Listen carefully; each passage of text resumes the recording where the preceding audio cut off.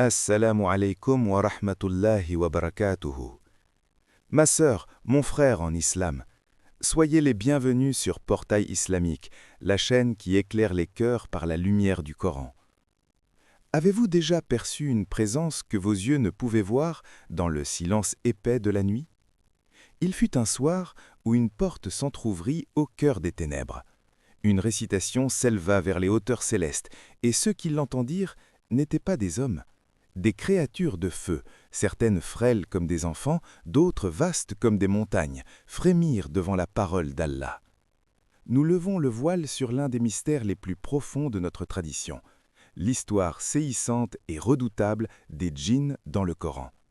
Si votre cœur est prêt à frissonner, abonnez-vous, aimez cette vidéo et activez la cloche. Que la lumière de la foi vous enveloppe et vous protège. Commençons. Chapitre 1. La nuit où les cieux frémirent, la première écoute des djinns. Il y a 14 siècles, durant la 19e année de la prophétie, la Mecque suffoquait sous l'oppression des idolâtres. Les complots se multipliaient. Les Quraïsh cernaient le messager d'Allah de toutes parts.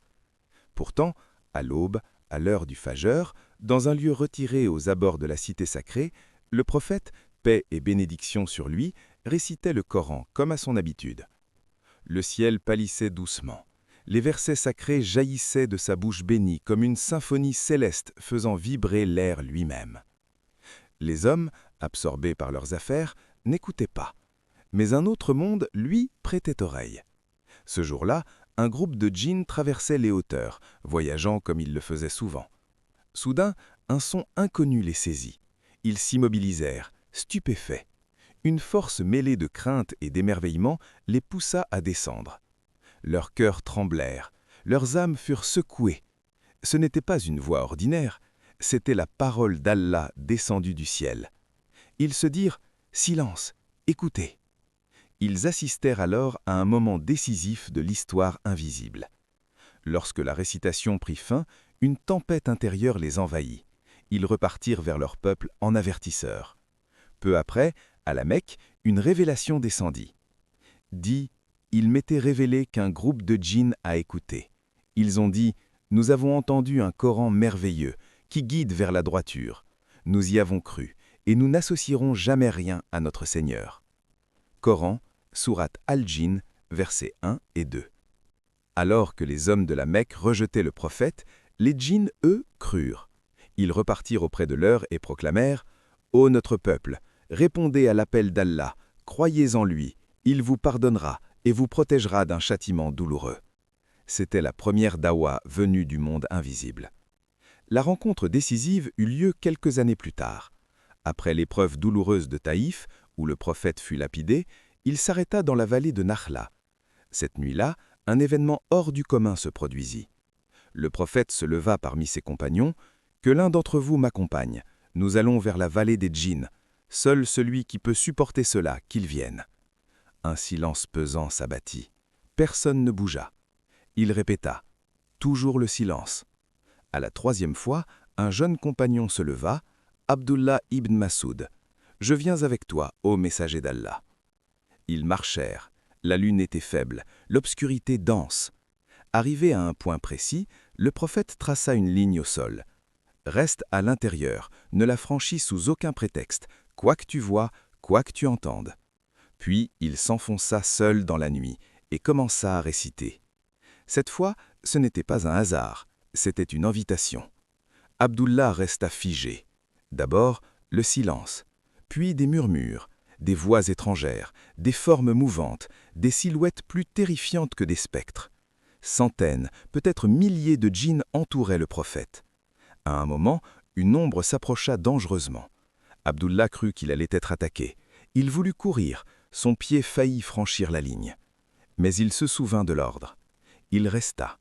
Les minutes devinrent des heures. À l'aube, tout disparut. Le prophète revint et dit « N'as-tu pas dormi ?»« Non, messager d'Allah, j'ai eu peur pour toi. Qui était-il » Il répondit avec douceur « Les djinns de Nucibin. Ils ont demandé leur subsistance. » Il ajouta « Ne vous purifiez jamais avec des eaux ou des excréments secs, c'est la nourriture de vos frères. » Abdullah ne l'oublia jamais.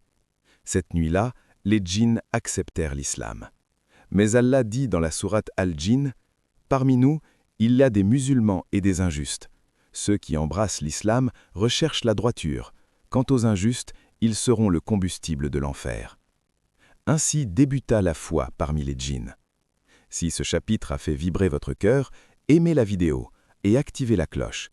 Partagez en commentaire, avez-vous déjà ressenti une présence invisible? Qu'Allah nous protège. À très bientôt pour le chapitre 2. Chapitre 2. Créer d'un feu sans fumée, l'origine secrète des djinns. Imaginez la Terre avant l'homme, sans ville, sans route, sans voies humaines. Mais elle n'était pas vide. Des nations invisibles l'habitaient déjà, rapides comme l'éclair, créées d'une flamme pure. Il a créé les djinns d'un feu sans fumée. Coran, sourate Ar-Rahman, verset 15. Les anges furent créés de lumière, l'homme d'argile, les djinns d'un feu subtil. Ils vivent, se marient, ont des enfants et meurent. Leur longévité est immense. Certains savants affirment que des djinns ayant cru il y a 1400 ans pourraient encore être vivants aujourd'hui. Ils sont organisés en tribus, Shayatines, Ifrites, Marides. Avant l'homme, ils régnaient sur terre, mais beaucoup semèrent la corruption. Quand Allah annonça la création d'Adam, les anges dirent « Vas-tu y placer quelqu'un qui répandra la corruption et versera le sang ?» Coran, sourate Al-Baqarah, verset 30. Puis vint la désobéissance d'Iblis. « Je suis meilleur que lui, tu m'as créé de feu et lui d'argile. » Il fut maudit, il devint Shaitan. Depuis, il jura guerre à l'humanité. Chaque être humain naît avec un qarîn. Le prophète dit « Il n'y a personne parmi vous sans qu'un compagnon djinn ne lui soit assigné » rapporté par Mohamed al-Bukhari. Mais le prophète ajouta « Même moi, mais Allah m'a aidé contre lui. » Les djinns ont leur religion. Certains sont croyants, d'autres non. Ils préfèrent les lieux impurs. C'est pourquoi le prophète nous enseigna des invocations rapportées par Mohamed al-Bukhari. Ainsi, avant l'homme, une civilisation entière de feu existait déjà. Et quand l'homme arriva, il hérita aussi d'une guerre invisible. Chapitre 4. Les cieux se fermèrent. Avant la mission de Mohammed, les djinns montaient vers le ciel pour écouter les nouvelles célestes. Mais lorsque le Coran fut révélé, les cieux furent scellés. Nous avons trouvé le ciel rempli de gardiens puissants et de flammes ardentes. Sourate Al-Djinn, verset 8. Les étoiles filantes devinrent des projectiles contre les espions. Iblis comprit qu'un événement immense venait de se produire. Les djinns parcoururent la terre. Ils arrivèrent près de Nakhla et écoutèrent la récitation. Ils comprirent. Le Coran était désormais protégé. Plus jamais l'invisible ne serait corrompu. Chapitre 5. Leur pouvoir et leur vimite. Vitesse fulgurante, force colossale, métamorphose, influence limitée. L'Ifrite proposa à Sulaïman de lui apporter le trône de Bilqis avant qu'il se lève. Sourate Al-Naml, verset 39. Mais tout cela n'est possible qu'avec la permission d'Allah. N'aucun djinn ne peut nuire sans décret divin. La protection? Ayat al-Kursi, les 3 dernières sourates, le dhikr constant, la prière, le wudu. Chapitre 6. Les armes invincibles. Le ta'ud-sin sécrété, la prière, dire Bismillah, Ayat al-Kursi, al-Ikhlas, al-Falak, an-Nas, la récitation de sourate al-Baqarah, les invocations du matin et du soir. Le prophète a dit que Shaitan circule dans l'homme comme le sang, mais il nous a donné les clés pour le repousser. Celui qui se réfugie auprès d'Allah n'a rien à craindre. Récit troublant. Le djinn amoureux, la paralysie du sommeil, la maison hantée, le serpent qui n'était pas un simple reptile, le pacte avec un sorcier. Ces récits ne sont pas là pour effrayer, mais pour éveiller.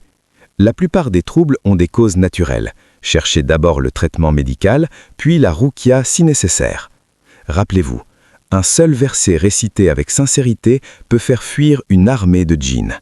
Chapitre 7. Le jour du jugement, quand djinns et humains seront jugés ensemble face à Allah. Frères et sœurs, imaginez cette scène bouleversante. Le ciel se fissure, la terre tremble sous les pas des créatures ressuscitées. Les montagnes se désagrègent comme de la laine cardée. Les tombes s'ouvrent, et avec les hommes surgissent des milliards d'êtres de feu, que nul regard humain n'avait contemplé auparavant. Le jour du jugement n'est pas réservé aux humains.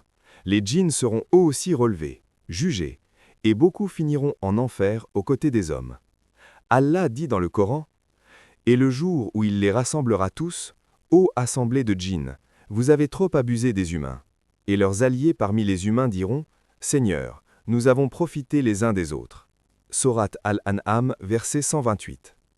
Écoutez attentivement. Les djinns et les humains qui se sont soutenus dans le péché s'accuseront mutuellement.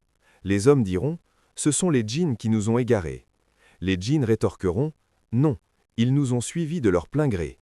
Et Allah remplira l'enfer d'un grand nombre de djinns et d'humains. Nous avons destiné à l'enfer beaucoup de djinns et d'hommes. Sourate Al-Araf, verset 179. Pourquoi? Parce que la majorité des deux espèces a échoué à l'épreuve.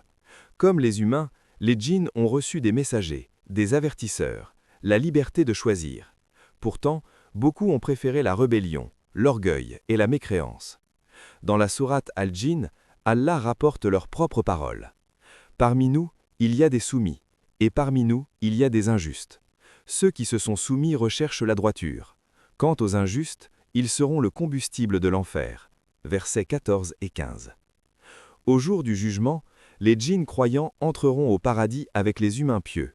Ils auront des degrés élevés pour avoir cru sans voir le prophète. Mais les djinns mécréants, notamment les shayatines et les ifrites rebelles, seront traînés en chaîne aux côtés d'Iblis. Iblis lui-même sera interrogé. Il avait juré « Je les égarerai tous, sauf tes serviteurs sincères. » Et Allah lui répondra « Va, ceux qui te suivront parmi eux, l'enfer sera votre rétribution à tous. » Réfléchissez. Chaque fois qu'un shaitan vous a murmuré un péché et que vous avez cédé, il a gagné un allié pour l'enfer.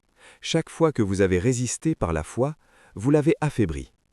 Les savants disent que l'enfer possède 7 portes. Certaines seront réservées aux djinns mécréants les plus violents. Leur châtiment sera terrible. Ils brûleront dans un feu adapté à leur nature de flamme, un feu qui brûle le feu. Mais il y a ici une immense leçon pour nous. La sourate Al-Djinn n'est pas seulement l'histoire des djinns. C'est un miroir tendu à l'humanité. Les djinns ont entendu le Coran une seule fois, et beaucoup ont cru immédiatement.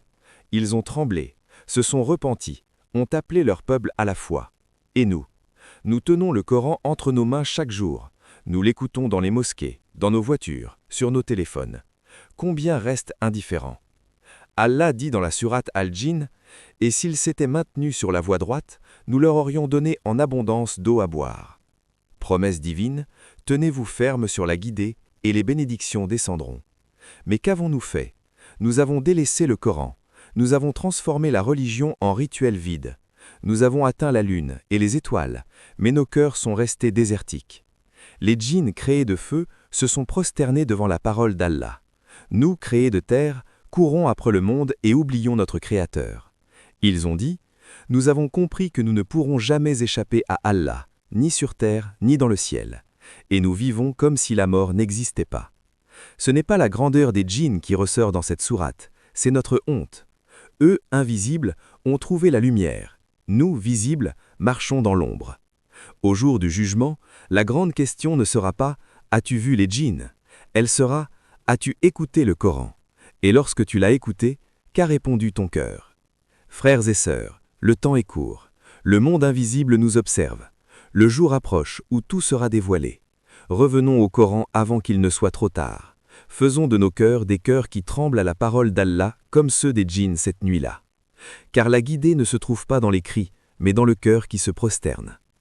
Si ce chapitre a secoué votre âme et fait naître une larme de repentir, aimez la vidéo, activez la cloche et écrivez en commentaire « Je reviens au Coran dès aujourd'hui ». Votre engagement peut inspirer des milliers de personnes. Qu'Allah nous fasse mourir sur la foi et nous rassemble avec les pieux, humains et djinns. Rendez-vous très bientôt.